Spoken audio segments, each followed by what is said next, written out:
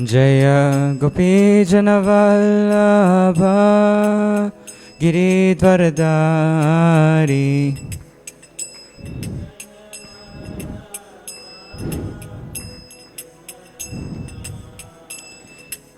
Yashodhanandana Braja Janaranjana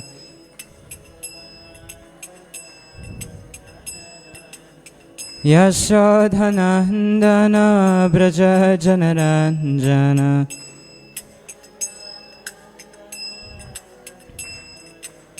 Jamunatira Vanachari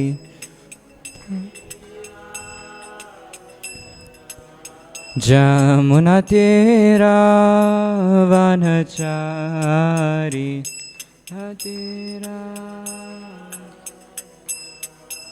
Jaya Radha Madhava Kunja Vihari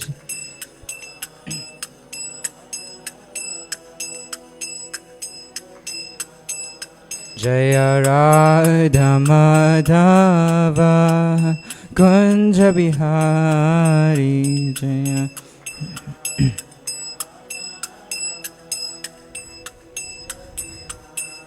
Jaya Gopi Janavallabha Giridvaradari Jaya Gopi Janavallabha Giridvaradari Jaya Gopi Janavallabha Giridvaradari Jaya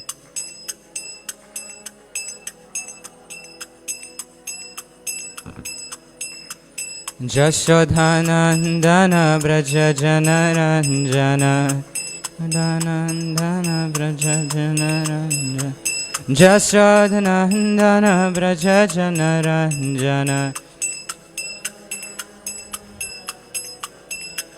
Jamunatira Vanachari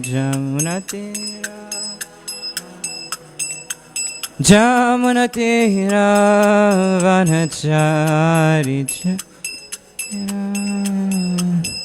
Jaya Radha Madhava Kunja Vihari Jaya Radha Madhava Jaya Radha Madhava Kunja Vihari Jaya Radha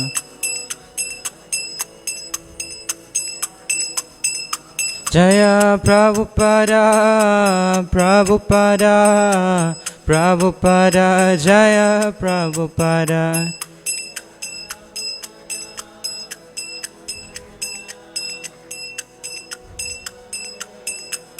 Jaya Prabhupada Prabhupada Prabhupada Srila Prabhupada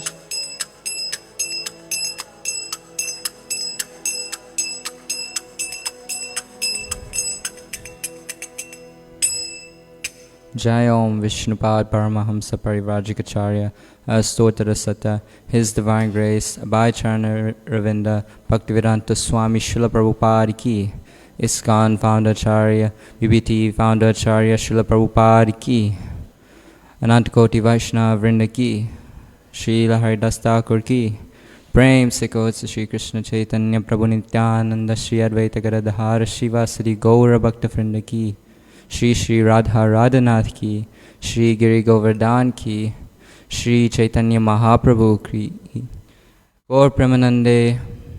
All glories to the assembled devotees. All glories to the assembled devotees.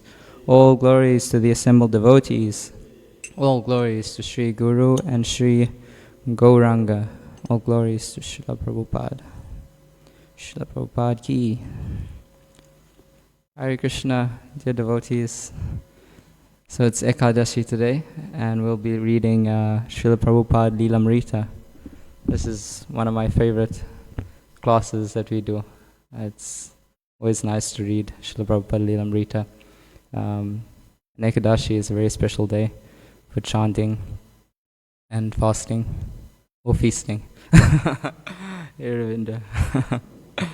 Okay, so today we are in. Give me 1 second. We're reading from volume 4, and this is chapter. You know which chapter this is, Prabhu? Okay. It doesn't say explicitly which chapter this is. Anyway, page 48 of volume 4, if you have it. After breakfast, when the sun had warmed the air, Prabhupada opened his window, sat down at his harmonium, and sang bhajans. As he sang with his eyes closed, his head shaking, he played harmonium, and Yamuna sat at the bottom of the stairs, crying tears of appreciation. Prabhupada had been singing for a while when he stopped and called for Yamuna. "Do you enjoy my kirtan?" he asked. "Yes," she nodded, "very much." "The praise of Narottam Das Thakur," he said. "This sound is above the material platform. It is directly from the spiritual platform, and there is no need to understand the language. It is just like a thunder burst. Everyone can hear the sound of thunder. There is no misunderstanding. Everyone can hear the sound of thunder. There is no misunderstanding. Similarly, these songs are above the material platform, and they crack like thunder within your heart. Why don't you come every day during my chanting?" "That would be wonderful." "Yes," said Prabhupada. "From now on, we will record." And every morning after that, Prabhupada sang, and Purushottam and Yamuna would come to his room and record. "What is your favorite bhajan?" Yamuna asked. "What is yours?" Prabhupada returned. "Lord Chaitanya's Shikshastakam praise." "My favorite," said Prabhupada, "is Hari Hari Vipale." He recited the gist of the prayer in English. "O Lord Hari, I have spent my life uselessly. Although I have taken this rare human birth, I have not worshipped Radha and Krishna, and so I have knowingly drunk poison. There is so much depth in the meaning of Narottam Das Thakur's prayers." Yeah, so we sang this a few weeks ago when I was giving Bhagavatam class maybe 2 weeks ago. We sang this song, Hari Hari Bifale. And here again, Prabhupada, it's mentioned that Yamuna asks Prabhupada, what is his favorite bhajan? And Prabhupada says, it's Hari Hari Bifale. And bhajans are a very important part of our Gaudiya Vaishnav philosophy, because within these bhajans contain the essence of the revealed scriptures. Within these bhajans is the emotion of the acharyas, what they're feeling for Krishna. We can study philosophy for many hours, but if our heart doesn't become soft to this philosophy, it becomes gyan, and it stays gyan. And you can never approach Krishna with a storehouse of gyan. The gyanis can never approach Krishna. But with a heart of butter, it said, when you turn your heart into butter, then Krishna can be achieved. Then Krishna will come and actually steal your heart. Because actually we can't force to understand Krishna. We can't force to know Krishna. We can't by our own, endeavors understand who Krishna is by our own gyan. But when Krishna comes and steals your heart, then you can understand Krishna. And then you can understand the sweetness of Krishna. And so within these bhajans is this emotion, stirring this emotion, churning our hearts so it can become like butter. One correction, it's said in the Bhagavad Gita that a jnani, there are 4 types of people that approach Krishna, and a jnani is one of them. So we can move towards Krishna with gyan, but we can never achieve Krishna by gyan. Okay. Let's carry on. Purushottam once Prabhupada was sitting alone in his room. I walked by and heard him singing a prayer I never heard before, and I went in. Of course, everyone knows he sings, and he can sing very beautifully, very greatly inspired, but I had never heard him sing as beautifully as he did that one time. I had heard him sing many, many times in many temples, but I had never heard him sing as beautifully as this. I felt very honored to hear it, very privileged. It was beautiful. When he was done, he just got up and said, "Let's go." Prabhupada also chanted one chapter of Bhagavad Gita daily for 18 days. Anywhere where Bhagavad Gita is chanted, he said, that place becomes tirtha. Purushottam reported to the devotees in the United States of these activities of Srila Prabhupada. He's singing prayers a lot, and much of it is being recorded. I must admit that these tapes of songs and prayers he is making now are the best ones I have ever heard. Wait until you hear them when we get back. As the Bhagavatam says, drink deep this nectar, O man of piety, and you shall be taken from this mortal frame. So it's very nice. Purushottam was actually a servant of Srila Prabhupada who drifted away.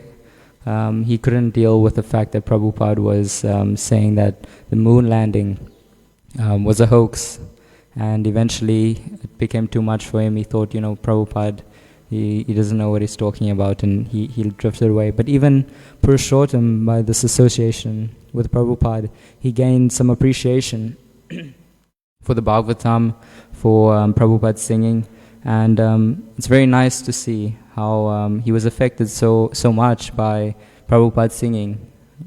Prabhupada was a very, very beautiful singer. He could sing with so much love, so much emotion within these bhajans, and it affects, even though maybe the soul is contaminated, even though Purushottam Prabhu is saying that I couldn't understand, or it was the first time that I'd heard this, still it affected him so much. He felt that this was nectar. And then Prabhupada also mentioned earlier that even though you don't understand the prayer, it's like a thunderburst. Everyone can hear thunder. It doesn't matter if the thunder is speaking a different language, everyone can hear it, and it affects everyone. So these bhajans similarly, and the potency of the spiritual master similarly, it hits like a thunderburst, and it affects you no matter what. Even if you aren't qualified, even if you don't understand it, still you'll gain great benefit from it.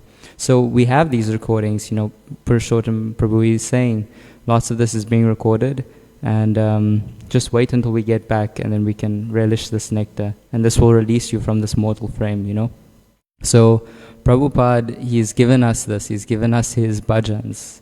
There's many albums. I think there are about 3 albums out with Prabhupada chanting many bhajans. And it's very nice to listen to Prabhupada chanting bhajans when you're cooking, when you're doing something, some service that doesn't require so much focused attention. You can listen to bhajans. I know Mother Yashoda Rani, whenever she's cooking for the Lord, she's playing bhajans. If you walk into the deity department and you hear bhajans playing, then Mother Yashoda Rani is cooking. So we can do like this. We can listen to bhajans while we're doing things, listen to Prabhupada singing, and it will be great purification. Let's carry on. The woman cooking for Prabhupada was serving him American desserts, apple pie, donuts, glazed cookies. Prabhupada would smile, but he would only nibble at his dessert. One afternoon he said, "These sweets are very nice, but no one has made me sandesh." None of the devotees knew how to make Bengali sweets, so Prabhupada took them into the kitchen and taught them how to make sandesh. Although they had watched very carefully their first attempts to produce sandesh, that was dry and grainy. But Prabhupada accepted it, preferring the sandesh which Krishna used to eat himself to the Western confections. So we can see how Prabhupada was relishing, the fact that sandesh is something that Krishna used to eat, more so than Western desserts. Not because necessarily the taste is better, but just because personally he appreciated something that Krishna used to eat over something that was made, by some kind of speculation. On the other hand, and there was another situation similar to this when they were beginning with Radha and Krishna worship in the ISKCON temples. Some of the standards, of how to worship Radha and Krishna, they were being changed by the Western disciples. Prabhupada mentions this as the disease of the Westerners, that we always want to do something better. We always want to change something. Even though something may work very nicely, still we have this tendency to think that we know better, when actually we understand that from the scriptures, from what our acharyas have given us, our spiritual masters have given us, that's perfect. We just need to, as Jai Advaita Maharaj says, follow the standard process in the standard way. And in this way, ecstasy comes. So Prabhupada, he came to the temple one day, to I think it was Los Angeles temple, and he found that, instead of offering, the milk sweets to the deities, the Westerners, they'd made some kind of Rice Krispie and peanut butter treats with just, all these speculations. They were putting these sweets together. And Prabhupada was like flabbergasted. He was really taken aback, and he didn't appreciate this. He mentions, why do you want to change everything? So Krishna likes sandesh, Krishna likes rasgulla, Krishna likes burfi and pere. So we should do what Krishna likes, not our own speculations. Let's continue. Okay, so just some background information. Prabhupada is actually at Tittenhurst. He's staying with John Lennon and Yono Oku. This is in England, where the devotees were allowed to stay at this estate kind of area, this big mansion that John and Yono were currently residing in. And there was a little bit of tension. Prabhupada felt that there were some bad energies around because of the things that Yono and John were doing. Now we'll read a little bit more about that. So just keep that in mind. We're in London at the moment. We're just outside of London, sorry. For the devotees at Tittenhurst, to have Prabhupads living among them was again to witness Krishna's pure devotee as he engaged constantly in ecstatic devotional service with his body, mind and words. They could see how Prabhupada was speaking and acting in Krishna consciousness at every moment, and his presence confirmed that the most exalted platform of pure devotional service was a reality. His disciples felt bliss and renewed determination just being with him. Prabhupada's host, John and Yoko, also had the valuable opportunity to be near Prabhupada, although they chose to keep apart, remaining together in their own world.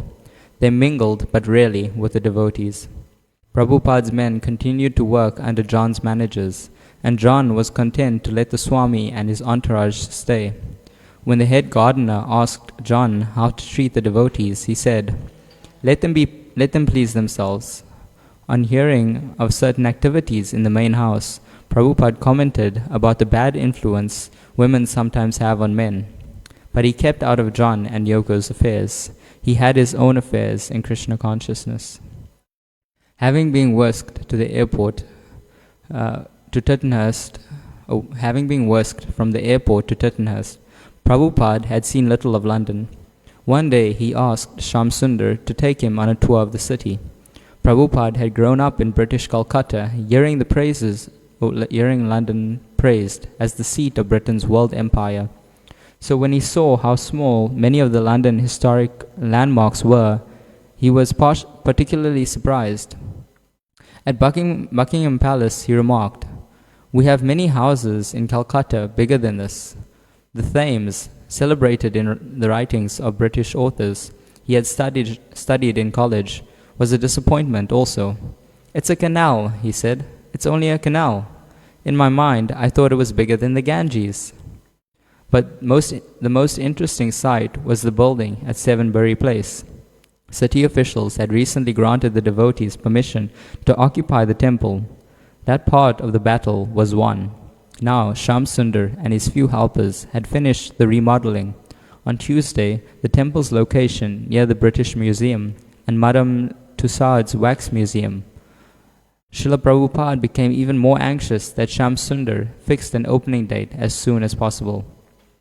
So the Bury Place temple, it was close to these landmarks, these very famous tourist destinations, and in this way, Prabhupada became very excited. The Wax Museum is visited by thousands of people. Whoever goes and visits London, they go and check out the Wax Museum. So Prabhupada was very anxious that we get this location so we could do as much preaching as possible. There's one more thing. Oh, just on the previous point about John and Yoko's affairs. John was partially interested in Krishna consciousness. He would hear from Prabhupada and he was very favorable. But Prabhupada could see that he was being controlled by the influence of Yoko. Yoko was a bit inimical. She didn't really appreciate Prabhupada as much. And so this is why Prabhupada is saying, Yoko had a bad influence on men. But it's not to say that, only women have bad influence on men. Also, like Prabhupada says, for women, man is woman. And for man, woman is woman. So it's not really a thing about, what gender you are. It's just which one is opposite for you, which gender is opposite for you. So similarly, if a husband is not up to the standards, then that affects the wife. And if the wife is not up to the standards, that affects the husband. Let's carry on. In September, Srila Prabhupada wrote to Satsvarup about his stay at Tittenhurst Park. Here is a nice big hall, exactly suitable for a temple. I've begun to give lectures here on specific days, but there are no outsiders coming. Prabhupada wanted to preach to the outsiders, and if they wouldn't come to him, he would go to them. His first outside meeting, arranged by the devotees, was at Camden Town Hall in the heart of London, and was well attended by both Britishers and by the Indians. After Prabhupada's brief lecture, only about 15 minutes, a lively question and answer session began. Woman: would you say Krishna is God or Krishna is love? Prabhupada: without love, how can Krishna be God? Woman: no, I asked you. Prabhupada: yes, that is the real position. Krishna means all attractive. Anything which is all attractive, you generally love. Man: then the particle of the Supreme Being, man, is also love? Prabhupada: yes, you are part and parcel of Krishna. You want to love somebody, and Krishna wants to love you. This is loving exchange. But instead of loving Krishna, you are trying to love someone else with something else. That is your trouble. The love is there in you and Krishna. And when the love will be exchanged between you and Krishna, that will be the perfection of your life. Man: thank you. Indian woman: would it matter if I worshipped any other? Would it matter whether I worshipped Krishna or Shiva or Christ or Buddha? Would it matter? Prabhupada: if you worship Shiva, you'll get Shiva. If you worship Krishna, you'll get Krishna. Why do you expect Krishna by worshipping Shiva? What is your idea? Indian woman: my idea is, would it matter? Prabhupada: don't you suppose if you purchase a ticket for India, you'll go to India? How can you go to America? Indian woman: that is not the point. Prabhupada: this is the point. That is explained in Bhagavad Gita. Yanti devarata devan pitrin yanti pitri vrata. Indian woman: but my point is, Prabhupada, your point is, you understand. Why don't you understand the description of Bhagavad Gita? If you worship demigods like Shiva and others, you will go there. If you worship Krishna, you'll go to Krishna. What is the difficulty to understand? Indian woman: do you think Shiva is a demigod? Prabhupada: yes, why not? Indian woman: but Krishna says it doesn't matter the way you worship. All means have the same goal, and you will reach the same goal. You can take different paths, but you will come to me eventually. Prabhupada: try to understand. Suppose you have to go to 42nd floor of a building, and you are going up one after another. So the goal is the 42nd story. But you cannot claim that after going a few steps, I have come to the goal. The 42nd story, the path is one. That's all right. But you have to reach the ultimate goal. You do not know this. What is the ultimate goal? You simply say all paths reach to this goal, but you do not know what the ultimate goal is. A young hippie stood up and shouted, "Hey Swamiji!" People in the audience turned around and looked. You said that if we're not careful, in the next life we'll become a dog. But I want to tell you, I don't mind if I become a dog in my next life. You have my blessings, said Prabhupada, and the young man sat down.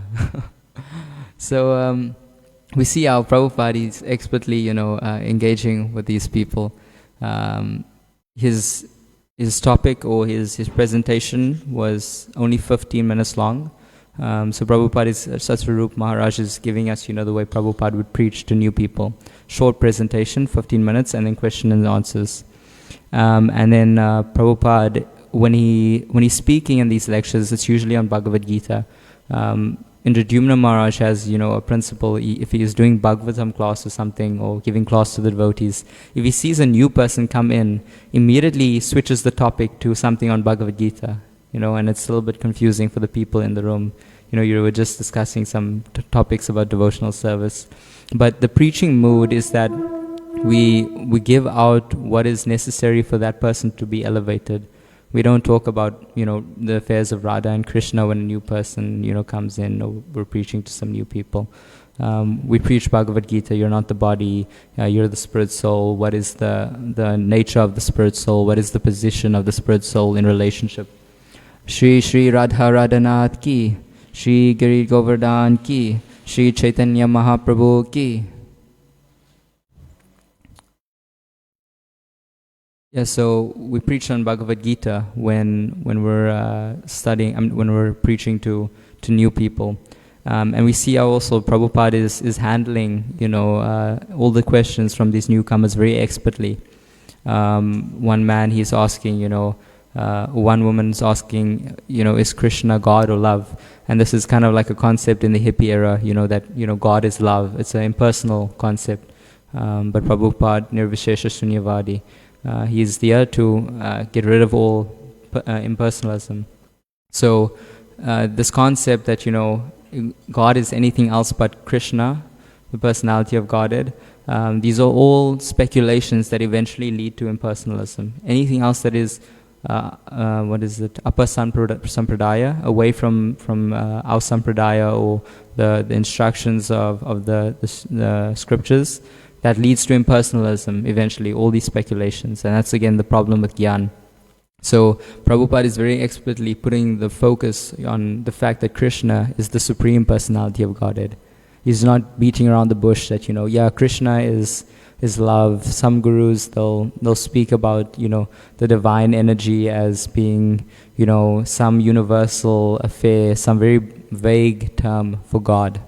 But actually, the fact is that Krishna is the supreme personality of Godhead. Krishna is the ultimate goal.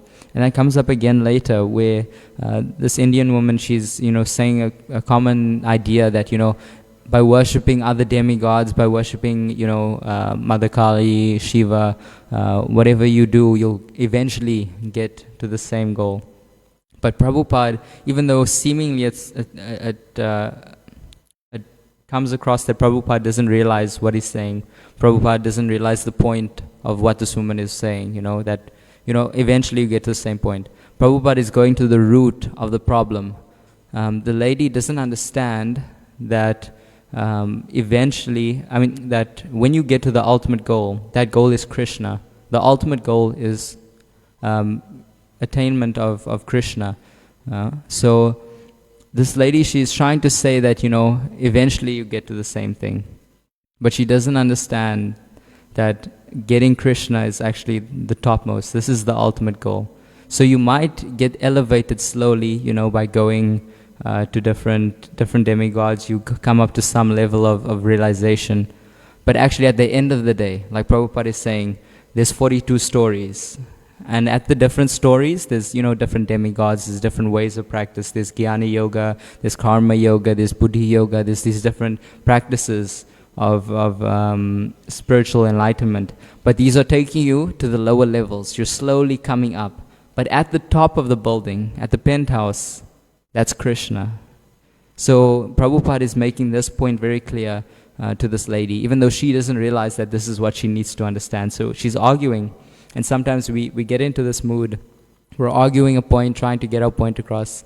And we don't realize that the answer is there, in what Prabhupada's saying, what our teachers are saying, our authorities are saying. It's very clear in front of us. But Maya is so strong that very often we argue without cause. So let's carry on.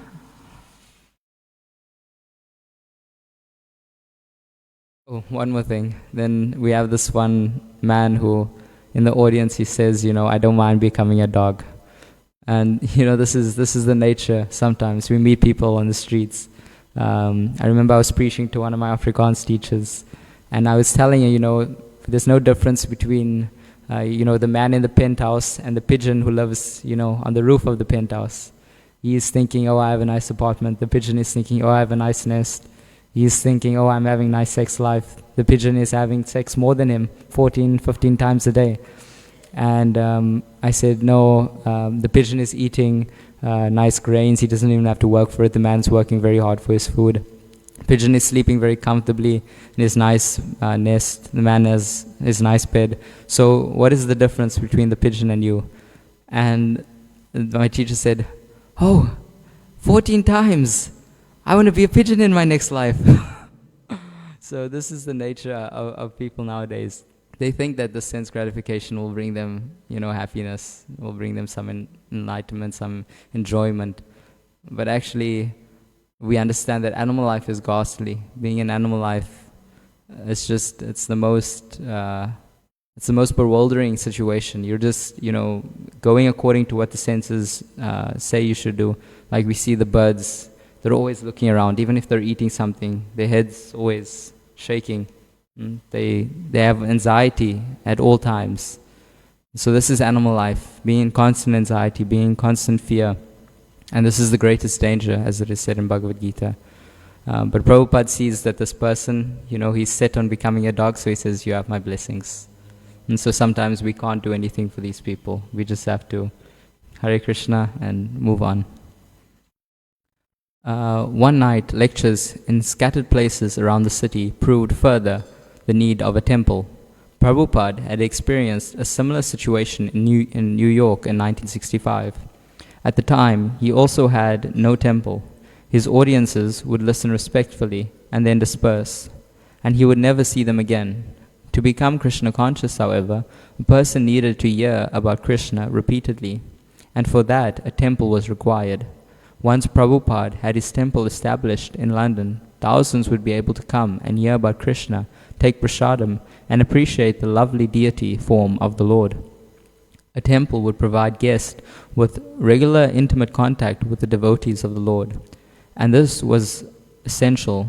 In the absence of a temple, however, Prabhupada was prepared to go on lecturing all over London. Krishna's teachings, Krishna's kirtan, and Krishna's prasadam were absolutely good. They would act regardless of the external situation. Conway Hall was a 500-seat auditorium in Red Lion Square in central London. By arranging a series of 12 lectures over the next 3 months, the devotees hoped to oblige Prabhupada to stay in England at least that long. Gurudas had drawn up a list of lecture titles and printed 50,000 handbills. Admission would be 2 shillings and 6 pence. The first night at Conway Hall, about 100 people attended. Prabhupada sat on a cushion atop a table, leading kirtan, while his disciples sat on the floor.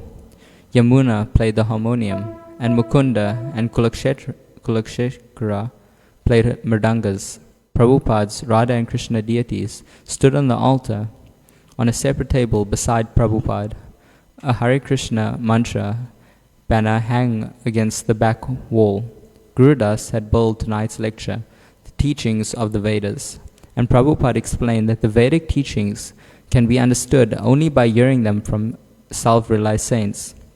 After Prabhupada's lecture, the audience gave a sustained round of applause. Prabhupada answered questions and had Yamuna lead a final kirtan. The next day, Prabhupada wrote to a Dr. Sham Sundar Das Brahmachari in India. I spoke for about 1 hour, and after that they continued clapping, which confirms their appreciation. At the second Conway Hall engagement, when Prabhupada stood during the kirtan and began to dance, the devotees on stage joined him, dancing in a circle. Ishana played his trumpet, and even Saraswati, her diapers showing beneath a short dress, jumped up and down in ecstasy. Each week would bring another Conway Hall meeting, and Prabhupada's dancing became a regular feature. One night at Conway Hall, an Englishman stood and asked, "Why is it you don't try and help people of your own country? Why did you come so far? Why don't you simply approach the big politicians?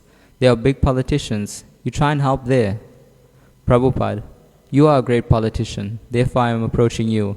Is that all right? Another man asked, if this is the absolute truth, how come there are so many people in London, but not so many are in attendance here? Prabhupada, when you are selling diamonds, you don't expect many customers, but if you are giving cut glass, the fools will come. We have a very precious thing here, this Krishna consciousness movement. Don't expect that all the foolish people will take to it. Some sincere souls have come. You please also take it. Prabhupada felt encouraged by the response of the English. Regularly, the audience would join in chanting and dancing. In London, things are going on nicely. And last evening, we had a meeting in Conway Hall, and several hundred persons were joining us in chanting and dancing. After the meeting, one reporter from the biggest London newspaper came behind the stage to get further information about our movement for the publication of his paper. So I am very encouraged to see the nice reception that London people and the news medias are giving to our activities. Late in October, Prabhupada spoke at the English Speakers Union to a predominantly Indian audience. He began his talk. Although we are small gathering today, this is a very important meeting. India has got a message. You are all respectable Indians present here in an important city of the world, London, and I have come here with an important mission. It is not the same mission as the Indians generally who have come here and other foreign countries to beg something. I have come here to give something, so you please try and cooperate with me. On October 30th, Prabhupada lectured at Oxford Town Hall. His talk was basic, although embellished with more Sanskrit quotes than usual. His disciples had not expected much of a response from the Oxford students. Yet the hall was filled, and when Prabhupada stood and gestured for everyone to raise their hands and dance, particularly the entire audience responded. While Mukunda played the huge pipe organ and hundreds joined the chanting, Prabhupada held his arms high and began powerfully jumping up and down. This is a wonderful sight of Srila Prabhupada, at the university, getting the students engaged with chanting, and he's jumping up and down, with his hands in the air. And you can imagine, Prabhupada is 70-something years old right now. It's amazing to see the energy that he has. He's jumping despite his old age, despite all of the travel that he's going through. I remember a few months ago, His Holiness Kadambakananda Swami was here, and he's about 70 now, and he's in a very bad condition. He's going through a lot of health issues at the moment, and even then. But I remember, every time there was a lively kirtan, he would get up and, just start jumping and dancing with so much energy, so much, not just energy, but prowess. He was dancing like a swan, very beautifully. And this goes to show that, when one becomes a pure devotee, when one is completely surrendered to Krishna, then Krishna is dancing, and therefore the spirit soul also dances. And what the spirit soul does, the body will follow. Yeah, something Arjuna Acharya Prabhu was telling me the other day at the temple, at the breakfast table. I was mentioning that my digestion is slow, and he was saying that if the spirit soul, if you are saying that your digestion is slow, then you as the spirit soul, you're saying something to the body. And who's the boss of the body, the mind, and the senses, and the false ego and the intelligence? The spirit soul is the boss. So when we tell ourselves, something, then it's natural that the body will follow. And similarly, when the spirit soul is in contact with Krishna, then naturally the spirit soul becomes the master of the body. And so the pure devotee can leave the body whenever he wants, like a yogi, just by understanding that my position isn't here, my position is dancing with Krishna. So Prabhupada is dancing despite his old age, jumping up and down powerfully, he says. Yesterday, we had a very successful meeting at Oxford at the town hall. About 350 boys and girls, old men, ladies, and gentlemen participated, and we made them all dance and chant with us, every one. After the meeting, many boys and gentlemen came to congratulate me. Prabhupada received an invitation to appear on Britain's most popular TV talk show, Late Night Lineup. The interviewer, accustomed to snappy repartee, tried to engage Prabhupada in his style of conversing, avoiding long philosophical answers. Swamiji, he asked, do you have a concept of hell in your religion? Yes, Prabhupada replied. London is hell. The host appeared stunned, as if beaten at his own game from the start. Prabhupada continued, it is always damp, cloudy, and rainy. In India, the sun is always shining. The interviewer was still at a loss for words, and Prabhupada, perhaps sensing the man's embarrassment, added, of course, it is a very great credit to the English people to have established such a great civilization in such a climate. There were other questions, and Prabhupada talked for an hour, explaining the Krishna consciousness movement and philosophy. The next day, a London newspaper announced, Swami calls London hell. So Prabhupada was a chess player, in the sense that a chess player, he sees what the next move is, what the next few moves are, and he cuts off any chance of the other person gaining some high ground in this argument. And an expert preacher knows how to do this. An expert preacher can, really, instead of just trying to give out what they have to say, he reads the person that he's speaking to. This is very important while we're preaching. We're not there to, make this person understand that I'm very learned, I know so many things. But actually, when we're preaching, we're trying to read, we're trying to understand the person that we're talking to. We're trying to see the subtle notes. We ask them questions. And in this way, we can preach very effectively. We can cut them off before they go on some mental tangent. So this man, he was going to go into some kind of controlling position in the argument. He was going to say, do you have a conception of hell? Why is it like this? Why is religion saying that there's hell? Something trying to control the argument. But Prabhupada very quickly cuts it off. He says, no, London is hell. And this is actually the position of the material world. I was thinking about this the other day, that there's no need for us to experience hell, to go down to hell before we can come up to a higher platform, because we're already experiencing hell in this current situation, this current civilization. We can see, the temple is situated in quite a rough area, and when we're in the temple, it doesn't seem that bad. The temple facilities are so nice here at Sri Sri Radharanath.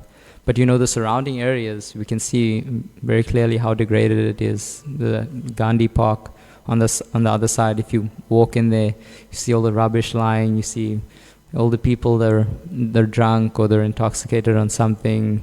I saw one day we were doing Harinam.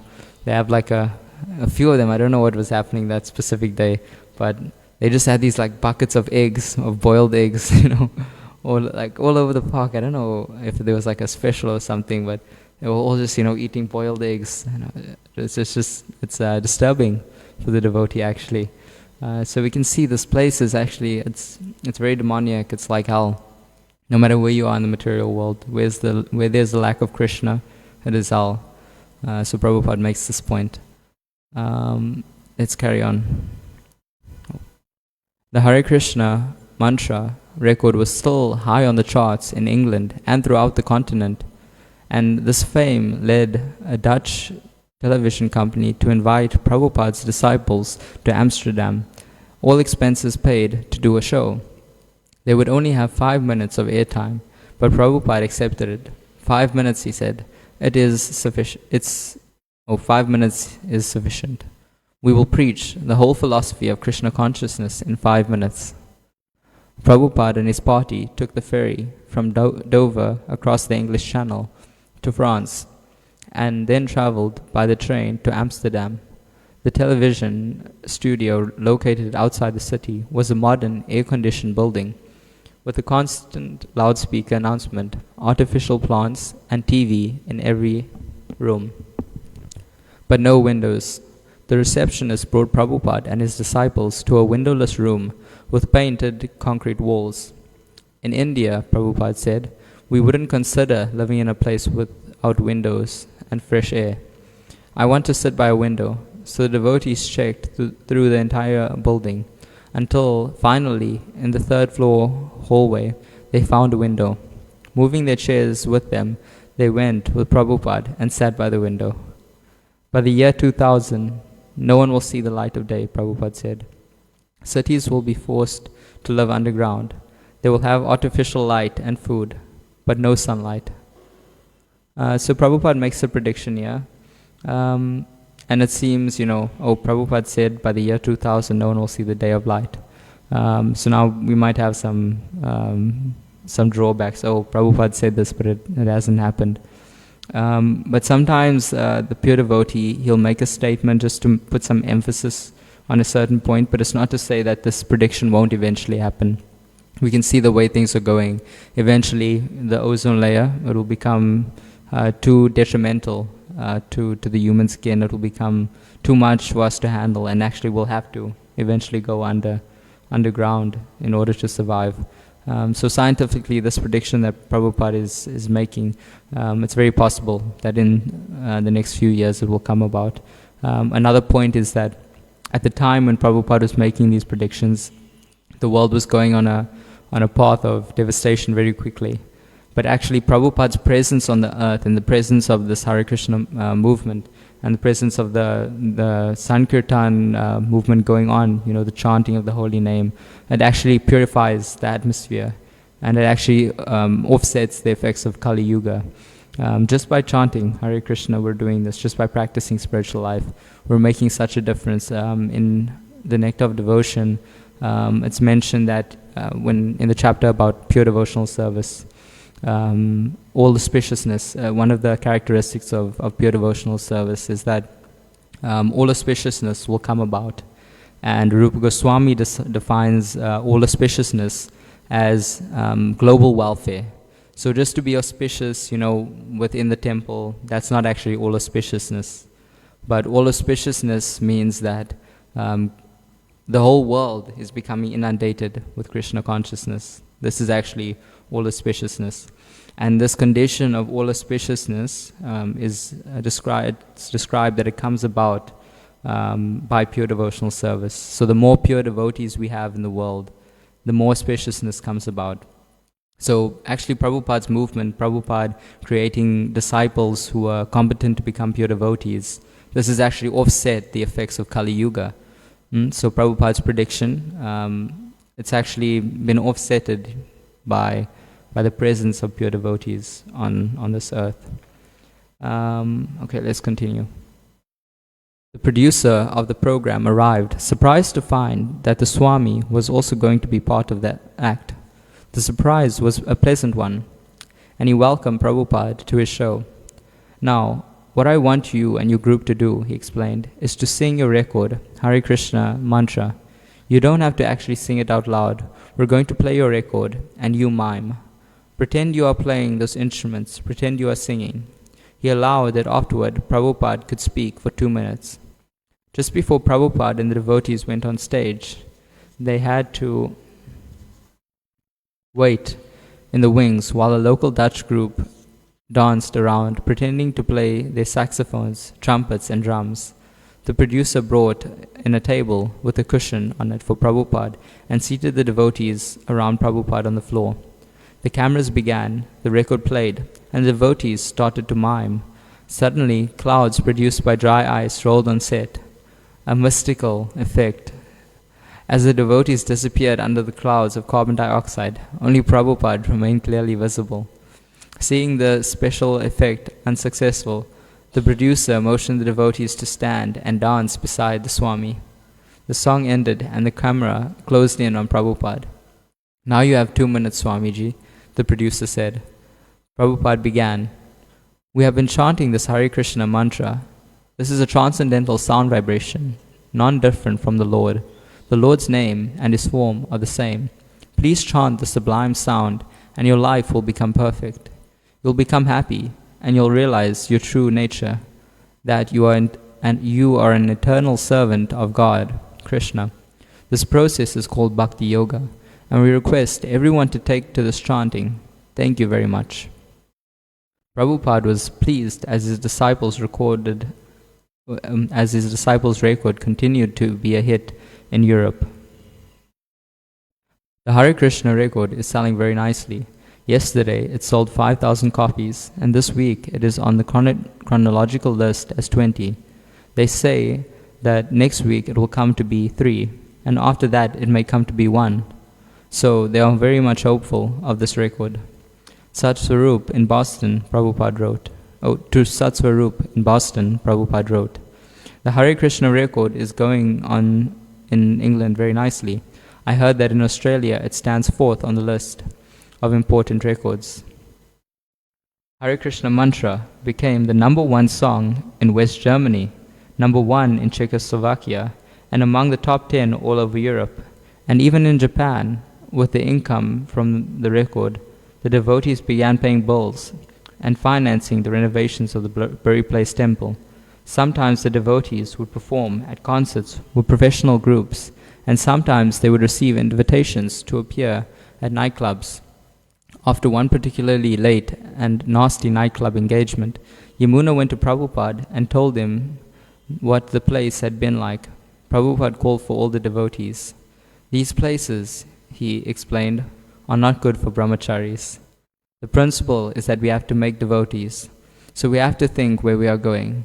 If we are going somewhere to preach, but we can't make any devotees, what is the use? So we have to think like that.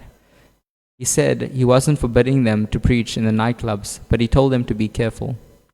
One of the devotees asked if showing slides of Krishna mixed in with psychedelic slides was permissible. Prabhupada said no.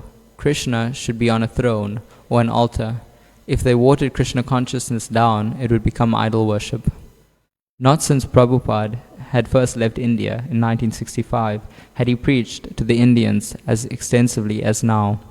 Indians would always attend his lectures, and even if they didn't dance and chant, they appreciated Krishna consciousness. Even before Prabhupada's arrival in England, a few Indians had stepped forward to help the devotees. And now the majority of Prabhupada's occasional guests at Tittenhurst were Indians. Bringing their families, they would sit and chat with Prabhupada, often inviting him to their homes for dinner. Kedarnath Gupta. Prabhupada agreed to come to our house.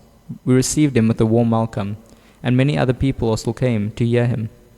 He was very much pleased to see that we had our family deities of Radha and Krishna, given by my mother. He commented, I am very much pleased to come to this place, and see Radha and Krishna here. He gave a very nice lecture and told that the purpose of the human form of life is self-realization. He said that one should be inquisitive to know who he is. All of those assembled who had come to hear him were very much pleased and impressed by his lecture. After his lecture, I did arti and we offered foodstuffs to the deity, and then we distributed prasadam to everyone. Prabhupada took the prasadam, and he was very much pleased to take prasadam in our house. As he was leaving, I requested him, when can I see you next? He said, you can see me any time you want. Sometimes there would be disagreements over philosophy, but Prabhupada's arguments were always convincing. The Indians were always respectful to Prabhupada and repeatedly invited him to their homes. One of Britain's most prominent and respected Indians visited, Praful Patel, as did many businessmen with the means to help Prabhupada's mission, but few were willing to sacrifice. Okay, I think this is a good place to stop now. Are there any comments or questions? We have about 2 minutes left. Oh. Ravindra, can you give the mic to Mother Rangadevi? Thank you.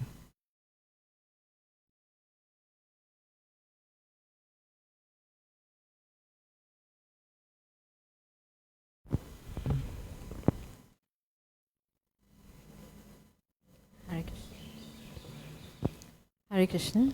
So you were talking about the offset of Kali Yuga, and Prabhupada did mention that World War III would have already taken place if it wasn't for the Sankirtan movement. So it's only because of the Sankirtan movement that World War III, is basically kept abated. It's far away. So, yeah. So thank you for that. Yeah, thank you. That's a very nice point. I was struggling to think of another example. Thank you for bringing that up, Mother Devi. Yeah. Anyone else? Miss Arjunacharya Prabhu? Anything? Okay. Okay. Srila Prabhupada Lilamrita ki. Satsarup Maharaj ki. Very well.